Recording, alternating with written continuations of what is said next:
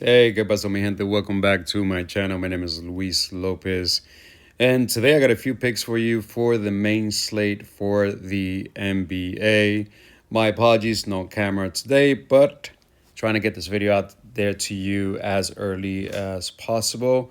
Let's review some of the picks that I gave you from last night. I gave you AJ Mitchell over 12.5 points. He ends at 14. I gave you Trey Young. I gave you alternate props on him. I gave his PRA under 38.5. He cashes that, stays at 29. I gave his PA, that also cashed. And the main pick that I gave was 19.5 field goal attempts. He easily cashes that. He ends, I think, around 12 in blowout. I also gave you Shea Gilgeous-Alexander over 8.5 free throws made. Dude scored a bunch. Chet Holmgren went off. Dude never went to the line. It is what it is. Can't make that up if I tried. Then I gave you two additional picks. I gave you Aaron Gordon over 15 points, 15.5 points, and 16 points. He ends at 17 with a miracle shot at the end where he dunked it.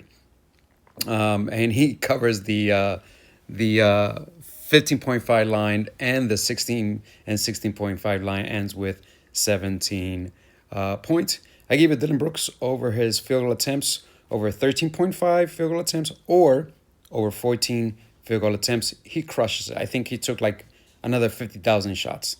Do think he can shoot, so now he's taking 20,000 shots. That's going to be a go-to prop for me, especially in a matchup in a game, any game that the Phoenix Suns could keep the game close. 100% going playing the over on Dylan Brooks. This is slipped that I posted. The Paolo Banquero under 26.5. That cash, Cason Wallace cash, Trey Young cash, Jamaran cash. Here's some unders that I took. The Jamaran under again, Jokic on the under. I figured that to be a blowout. That's why I took the under. It turned out to be a lot closer than I expected. Unfortunately, Booker ruined one of my a 10x over on Dabo that a few of you told. He ended up going over by 4 points, and every other player ended up cashing. The Shea and Trey Young under. I expected that game to be a blowout, which turned out to be a blowout, which kept Trey Young under.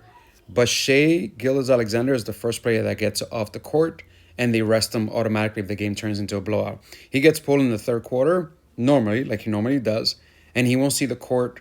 He won't see most of the third quarter. He definitely won't see the fourth quarter if the game is a blowout because they're trying to rest him as much as possible, conserve him for the playoffs, like they always do, and like they should do with their top player. All right, the first play that I have for you is a Michael Porter under 19.5 points. It's currently favored minus 130 to go on the under over on FanDuel. And the reason is this. Look, 49% of his shots are above the break, where they rank number 2. Incredibly tough matchup for Michael Porter. Another 19% underneath the basket, where they rank 5th. He's going to need to shoot 90 plus percent of his shots, where he doesn't shoot 90 plus percent of his shots in the post area, where he only shoots 23% of his shots right here in this area, in the mid area, where they rank 25th. That's where he's going to have to go and try to score 20 points, because above the break, they rank number 2, and underneath the basket, they rank number 5. Why? The Wembanyama effect. You can't drive to the basket and score, and you cannot score above the break because the guards are able to come, rush you, make it difficult for you to shoot above the break because they know you can't drive to the basket, so you have to shoot everything in the post area. So Michael Porter Jr. under 19.5 points. Also, Nick Claxton under his PRA. Under, this line is not even available here. It's not showing it, but it's 21.5 points plus rebounds plus assists. Why? 92% of his shots are here, underneath the basket. They rank number 5. Where he gets most of his assists, above the break. Where he gets his rebound, underneath the basket. Wembanyama, the guards above the break. Difficult matchup overall. In a game that can easily turn into a blowout. If this game turns into a blowout, Michael Porter, Nick Claxton don't even get close to these lines. And the next play that I have for you is actually from the Celtics Pistons game. This game has, as of right now, a 3.5 point spread, game total of 225 points. I'm going to paint Pritchard under 16.5 points. Books have him at minus 120 to go on the under. He has gone easily on the under in his first two games, Sixers and the Knicks. Now he gets one of the toughest matchups he can have. Above the break, 33% of his shots. They rank 5th. Post area, 34%. They rank 8th. Underneath the basket, 33%. They rank 7th. And this game could turn easily into a blowout if by any chance Jaylen Brown misses. Now, if Jaylen Brown misses, Payton Pritchard will take more shots. But because of the matchup that he has, I still believe he'll stay on the under. And if Jaylen Brown doesn't play, this game could turn easily into a blowout. Now, if Jaylen Brown doesn't play, you can consider Payton Pritchard's attempts on the over. I would suggest that you go and check out what his field goal attempts is at this very moment. And if it doesn't move when Jaylen Brown is ruled out, I would consider taking Payton Pritchard's field goal attempts on the over. Let's move on to the next game. In this game, the Knicks are taking on the Heat. This game should go down to the wire. It should be a really good game. This game has a 2.5 point spread, 228.5 game total. From here, Norman Powell over 21.5 points, over 20.5 points. But I got it at over 19.5 points on DK Pick 6. A slight lower payout at 0.9x instead of the full payout. Look, fantastic matchup above the break. 44% of his shots above the break, where they rank 29th. He does have a difficult matchup in the paint area, restricted and non-restricted area. Hold on for 1 second. Alexa, stop. Sure, when you are ready, just say, Alexa, open Mindfulness Minute. Thank you, Alexa. Alexa is intervening in the video. All right, so what I was saying is Norman Powell, above the break, great matchup, 44%. They rank 29th. Restricted area, difficult matchup. He's a fantastic shooter above the break. In this game against Orlando, dropped 28 points. Also, another thing you can consider is his field goal attempts. Over 16 or 15.5, or over his 6 or 6.5 3-point attempts. Because of the matchup that he has above the break being so soft, he might take more shots above the break than he normally does. He took 8 field goal attempts against the Orlando Magic, where he dropped 4. He made 4 threes above the break.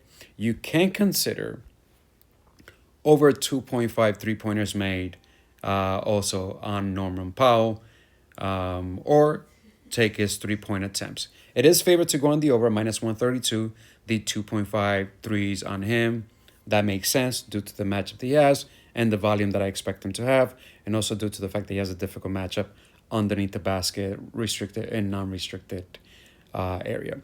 Now, I'm teaming him up with Davion Mitchell over his assist.